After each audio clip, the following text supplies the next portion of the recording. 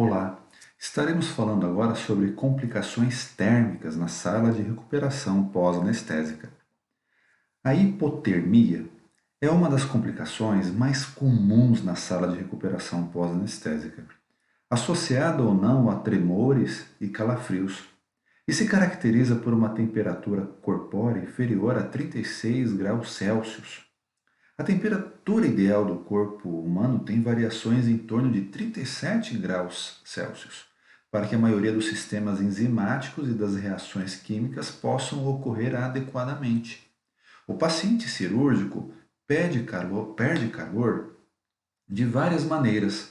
Na anestesia geral, a depressão do hipotálamo, o centro regulador da temperatura deprime o mecanismo regulador da temperatura, enquanto a anestesia espinhal predispõe o paciente à hipotermia devido à vasodilatação periférica e ao bloqueio das fibras nervosas e motoras.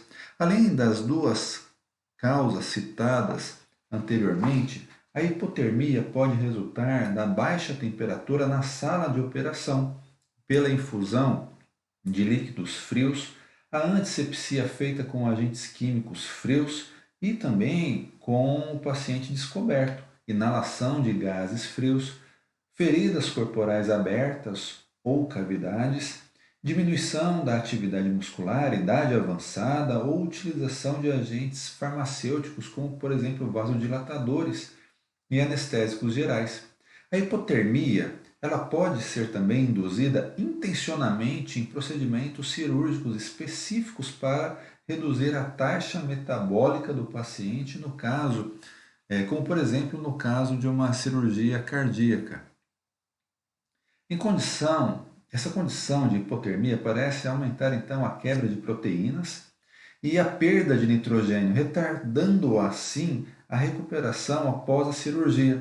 Além disso, ela é acompanhada de vasoconstrição, que pode diminuir a perfusão periférica e causar acidose metabólica. Por fim, tem potencial também para prejudicar a função das plaquetas, afetar a repolarização cardíaca e causar anormalidades na onda T do eletrocardiograma. As principais complicações da hipotermia incluem tremores, já que a condição aumenta o consumo de O2 em até 500%. Depressão respiratória, elevação da resistência vascular periférica e pulmonar, aumento do trabalho cardíaco, arritmias cardíacas, ação prolongada das drogas anestésicas e diminuição do metabolismo, entre outras complicações. O ideal é prevenir a hipotermia com algumas medidas simples que podemos tomar, tais como, por exemplo, encaminhar o paciente coberto ao centro cirúrgico, evitar a exposição desnecessária do indivíduo na sala cirúrgica, manter a temperatura da sala entre 23 a 26 graus, talvez até um pouco mais, 24, 25 a 26, administrar soluções de infusão venosa aquecidas em 37 graus, proceder à troca de roupas e campos molhados, usar cobertores comuns ou mesmo mantas térmicas, utilizar fonte de luz radiante, enfaixar membros inferiores do indivíduo, se possível, manter o controle rigoroso da temperatura na sala cirúrgica e na sala de recuperação pós-anestésica. São medidas, então, que ajudam na prevenção e também na intervenção da hipotermia. Os tremores ainda podem ser revertidos com adesão, como nós citamos, de mantas térmicas ou mesmo administrações de medicações. Importante ressaltar que o tremor excessivo, ele possivelmente vai ser um fator de interferência para a mensuração da pressão arterial em monitores automáticos. Pacientes com intensos tremores, ao verificar automaticamente a pressão arterial, pelo método da pressão não invasiva em monitores, é possível que haja uma alteração na leitura com um desvio, então, para uma interpretação hipertensiva. Na verdade, o paciente não necessariamente estaria hipertenso, e sim com tremor excessivo. Por isso é importante essa atenção aos tremores durante a verificação da pressão arterial. Uma outra complicação, bem menos comum, é a hipertermia. A hipertermia no pós-operatório imediato não é uma complicação comum, como citamos agora. Porém, é necessária atenção pela equipe da enfermagem. É caracterizada pelo aumento da temperatura corporal acima de 37,5 graus Celsius, sendo considerada a normotermia temperatura entre 36 e 37,5. Geralmente a hipertermia resulta do trauma anestésico cirúrgico e da manipulação cirúrgica dos tecidos infectados.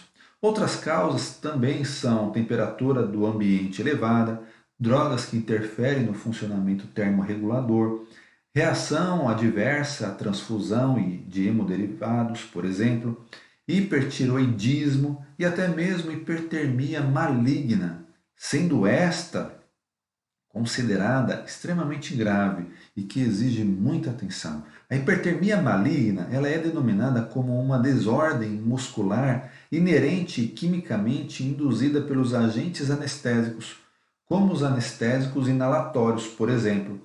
Nestes casos, se dá prioridade para realizar bloqueios como raquianestesia ou anestesia geral com uso somente de drogas endovenosas. Também é utilizado durante o procedimento cirúrgico droga específica para evitar manifestações da hipertermia maligna.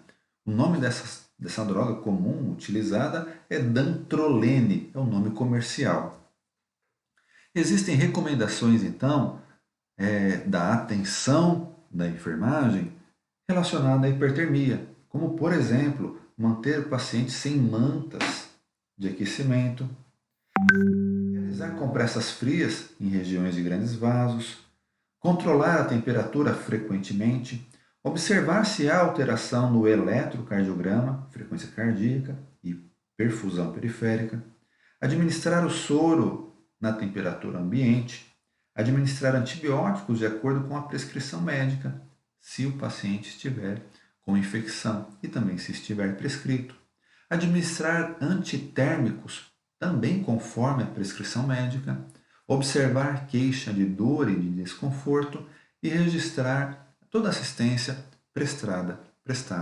Então, diferentes maneiras de nós intervirmos nessa situação de hipertermia. É importante, então, que nós saibamos que essa alteração térmica está presente, então, também em pacientes pós-operatório e devemos ter um olhar especial com controle dessas temperaturas, tanto com a atenção para a hipotermia quanto para a hipertermia. Bons estudos, continuem aí acompanhando então essas aulas. Desejo aí sucesso no aprendizado de vocês. Até logo.